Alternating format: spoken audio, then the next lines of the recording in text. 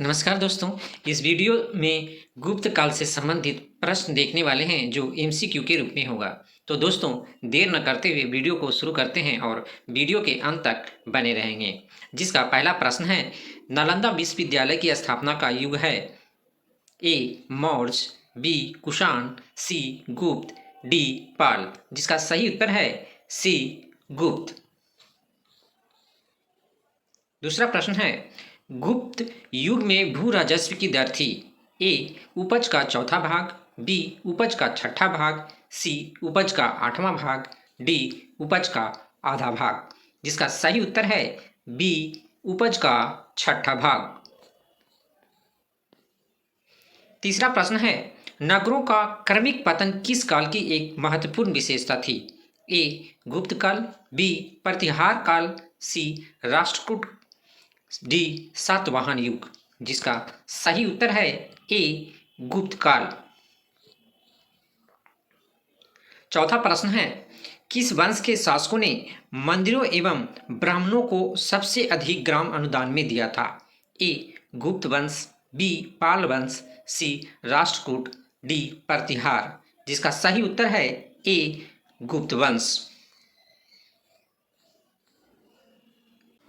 पांचवा प्रश्न है, दिल्ली के मेहरौली के कुबत उल इस्लाम मस्जिद के प्रांगण में स्थित प्रसिद्ध लौह स्तंभ किसकी स्मृति में है ए अशोक, बी चंद्र, सी हर्ष, डी अनंगपाल।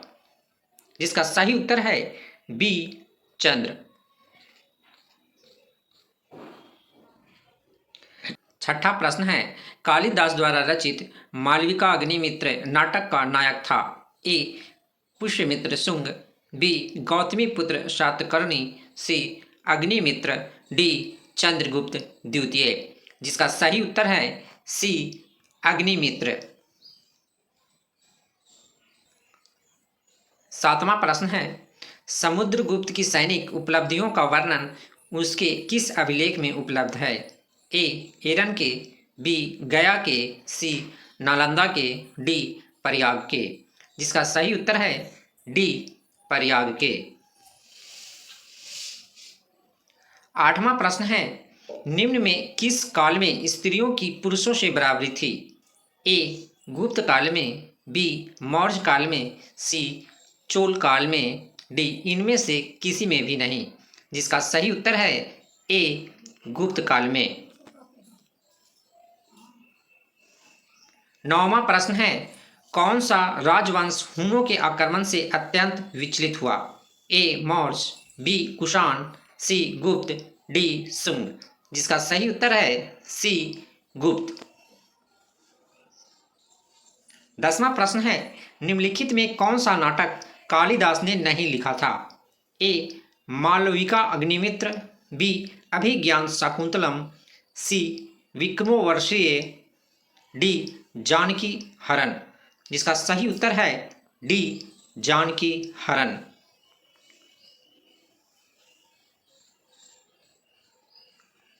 11वां प्रश्न है, अजंता गुफाओं के सरीखी जैसी गुफाएं मध्य प्रदेश में कहाँ है ए बाघ यानी धार, डी उदयगिरी विदिशा, सी मांडू, डी कहीं नहीं।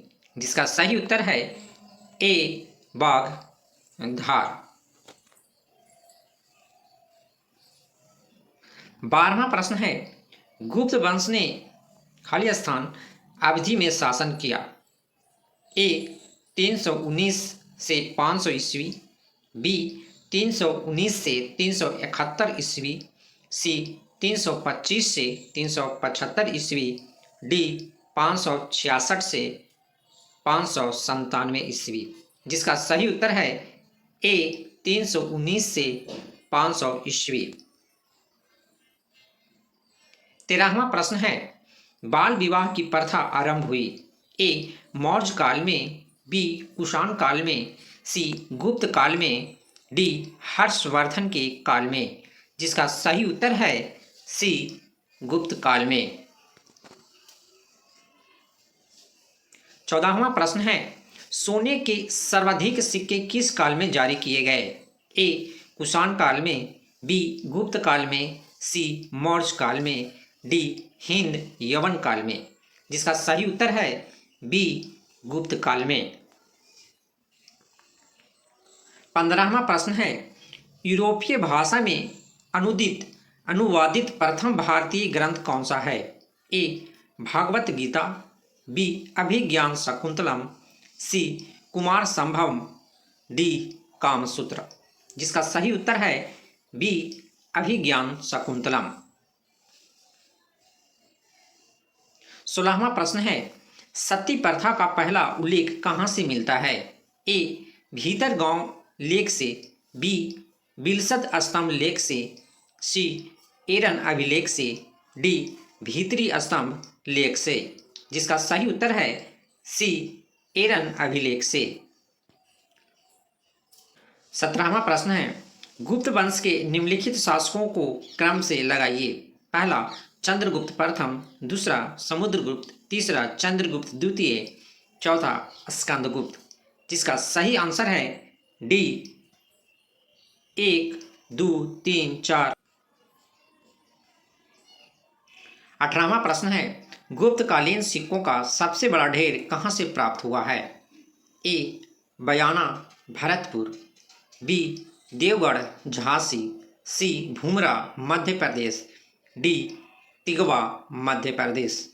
जिसका सही उत्तर है ए बयाना भरतपुर। 19वां प्रश्न है, किस गुप्त शासक को नालंदा विश्वविद्यालय का संस्थापक माना जाता है? ए कुमारगुप्त प्रथम, बी स्कंदगुप्त, सी समुद्रगुप्त, डी चंद्रगुप्त प्रथम। जिसका सही उत्तर है ए कुमारगुप्त प्रथम। 20वां प्रश्न है, कथन ए प्राचीन भारत में सामंती व्यवस्था का अद्भुत सैनिक अभियानों में देखा जा सकता है।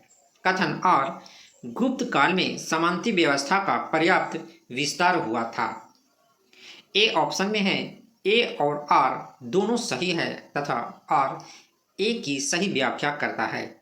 बी ए और आर दोनों सही है किंतु आर ए की सही व्याख्या नहीं करता है। सी ए सही है किंतु आर गलत है। डी ए गलत है किंतु आर सही है।